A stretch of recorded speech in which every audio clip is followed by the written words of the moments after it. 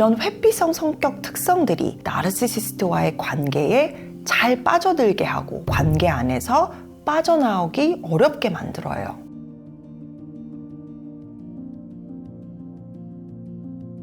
안녕하세요. 토킹 덕트스 토닥의 원은수입니다. 나르시시스트와 오랜 기간 건강하지 않은 관계를 이어나간 분들 중 회피성 성격 특성을 지닌 분들이 적지 않게 있으세요. 회피성 성격은 다음과 같은 특성을 띨 수 있는데 실제로는 그렇지 않은데 자신이 사회성이 부족하거나 매력적이지 않다고 여기고 다른 사람이 조금이라도 자신을 비판적으로 바라보는 것은 아닌지 아니면 자신을 좋게 보지 않는 것은 아닌지 예민하게 살필 수 있어요. 또 남들 앞에서 본인의 단점이 드러나는 것은 아닌지 혹시라도 실수를 한 것은 아닌지 과도하게 곱씹고 염려할 수 있고 자신이 평가받는 상황 그래서 창피를 당할 수 있는 상황을 극도로 불편해하며 피할 수 있고요. 그래서 직장에서도 사람들과 여럿이 함께 해야 하거나 사람들 앞에 나서거나 책임을 져야 하는 역할은 피하다 보니 업무적인 역량을 키우거나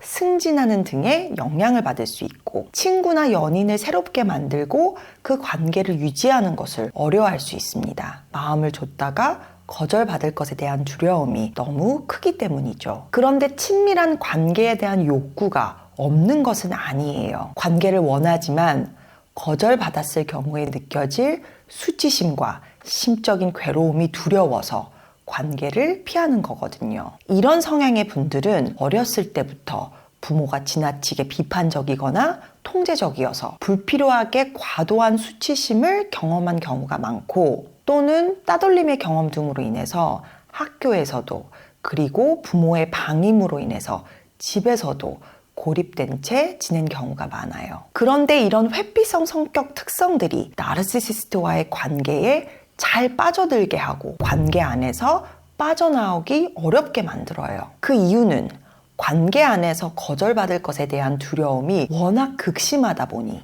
초반부터 상대가 자신과 가까워지는 것을 강렬하게 원한다는 느낌을 받아서 거절받을 가능성이 낮다고 느꼈을 때 관계를 시작하는 것이 안전하다고 여기거든요. 그런데 나르시시스트들은 자신이 원하는 것을 충족시켜 줄 수 있다고 여기는 대상이 생기면 감정의 깊이와 무관하게 초반부터 러브바밍 등을 통해 맹목적으로 상대를 추구하잖아요. 그러다 보니 회피성 성격 특성을 지닌 분들은 자신을 맹목적으로 선택해주는 나르시시스트에게 마음이 확 가게 돼요. 회피성 성향이 덜한 분들은 오히려 자신에 대해 잘 모르는데 초반부터 자신을 과하게 치켜세우고 너무 훅 들어오는 사람들을 불편하게 여길 수 있거든요. 그런데 회피성 성향의 사람들은 상대방이 이상한 점을 감지하는데 쓸 에너지가 많지 않아요. 저 사람이 나를 어떻게 볼까?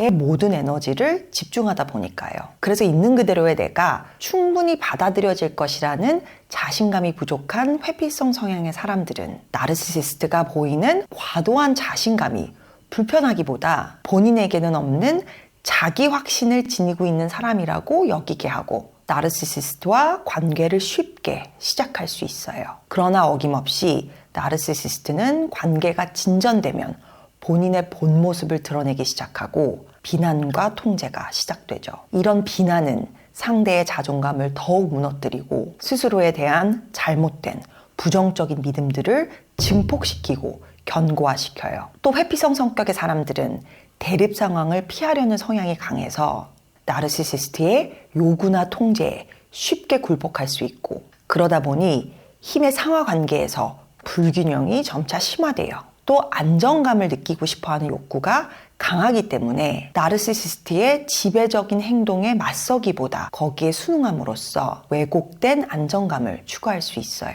관계가 진전될수록 새로운 관계를 맺는 것이 더욱 어려워진 회피성 성격의 당사자는 나르시시스트와의 관계를 끝내는 것은 자신이 감당할 수 없는 상황이라고 여기고 더더욱 자신의 감정을 표현하거나 불만을 제기하는 것을 두려워하고 나르시시스트의 인정을 받기 위해 더욱 애쓰게 되고 이는 나르시시스트의 지배권을 강화해요.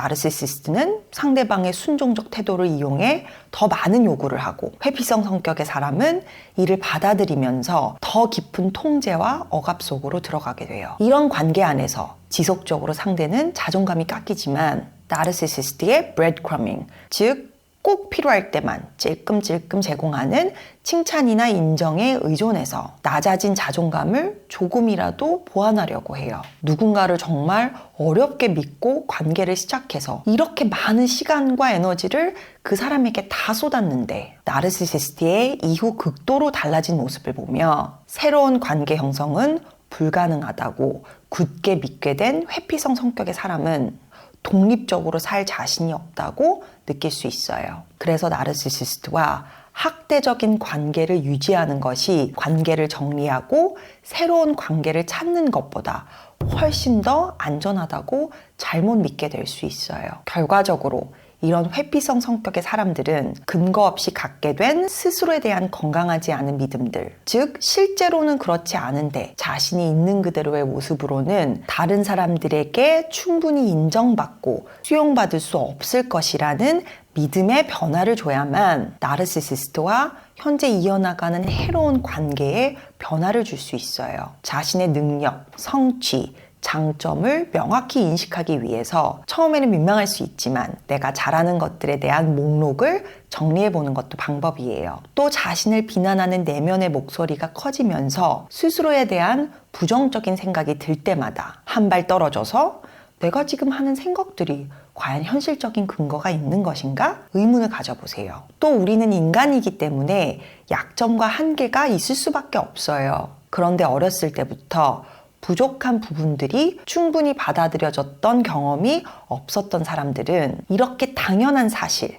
즉 내가 완벽하지 않아도 괜찮다는 사실을 받아들이는 연습이 필요해요. 이를 위해서는 믿을 수 있는 사람들과의 관계를 통해 그 사람들이 나를 어떻게 바라보는지 경험하는 것도 중요해요. 그래서 두렵지만 조금씩 사람들과 교류를 늘려나가는 것이 꼭 필요하고요. 특히 내가 변화의 과정에서 이루는 작은 성취들, 직장에서 사람들 앞에 나설 수밖에 없는 업무를 잘 처리했거나 새로운 사람과 첫 대화를 잘 마쳤다던가 오랫동안 보고 싶었지만 연락을 하지 못한 옛 친구에게 연락을 먼저 하는 등 이런 노력들을 하게 되면 스스로 꼭 보상을 주세요. 예를 들어 좋아하는 음식을 먹거나 가고 싶었던 장소에 놀러 가는 등 나의 성취들을 꼭 기념하세요. 그런데 혼자만의 노력으로 이런 내면의 변화를 주는 것이 어렵게 느껴진다면 전문가와 함께 이 과정을 밟아나가는 것도